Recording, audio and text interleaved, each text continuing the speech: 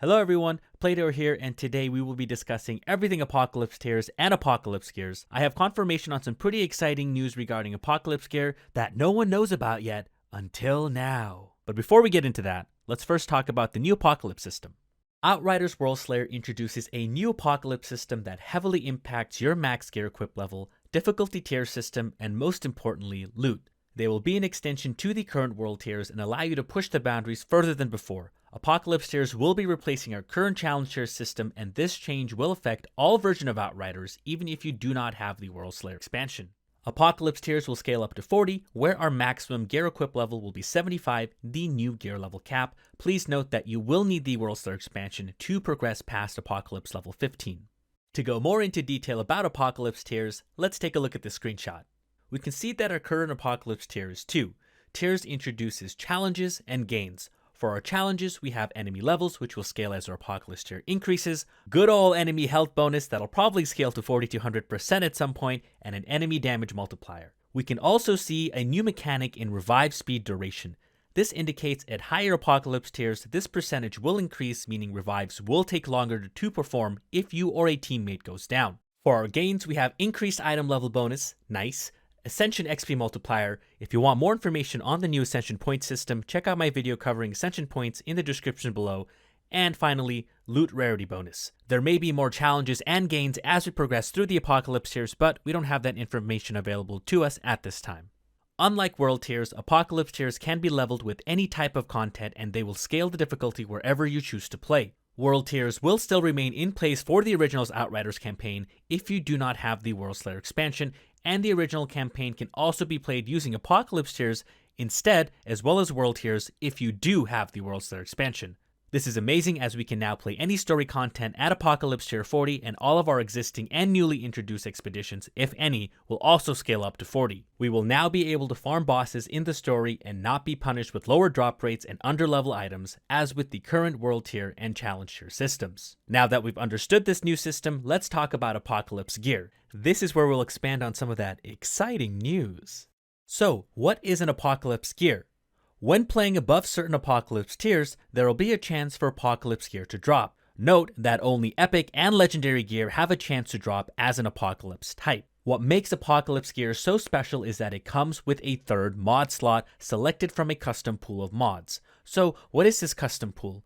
Well, I have confirmation with my magical ambassador powers that the custom pool mostly means that some T1 mods have been eliminated from the pool so they do not contaminate it. This means that aside from a few T1 mods that didn't make it, every other T1, T2, and T3 mod is fair game for this third mod slot. Some mods for this third slot will have weightings attached to them, and they may only start dropping on later Apocalypse tiers to assist with balancing. There is a good chance that a deep dive discussion for the third mod slot will happen closer to launch. That being said, please take note that this third mod slot cannot be altered in crafting, as Apocalypse Gear can currently only be obtained through drops. This ends the tradition of conveniently crashing our game. Apocalypse Gear also has an icon to the top left similar to our current transmog icon and can also be identified by its new purple and golden gradient graphic. Now for the news I'm really excited about. From all the footage we have seen so far for the Worldslayer expansion, we can confirm that Legendary Apocalypse Gear will be getting access to a potential T3 mod if RNG favors you. I now have confirmation with my magical ambassador powers that Epic Apocalypse Gear, that's right, our purple gear, will also have a chance to drop a T3 mod on the third mod slot, but this chance will be even more rarer than a chance for a T3 mod to drop on Legendary Apocalypse Gear. Prior to the Worldslayer update, our epic/purple items could never roll a T3 mod, so I was hesitant to assume until I got confirmation, which I do. Now you may be saying, well Plato, this is great and all, super stoked that not only Legendary Apocalypse Gear have a chance to drop a T3 mod, but epics too?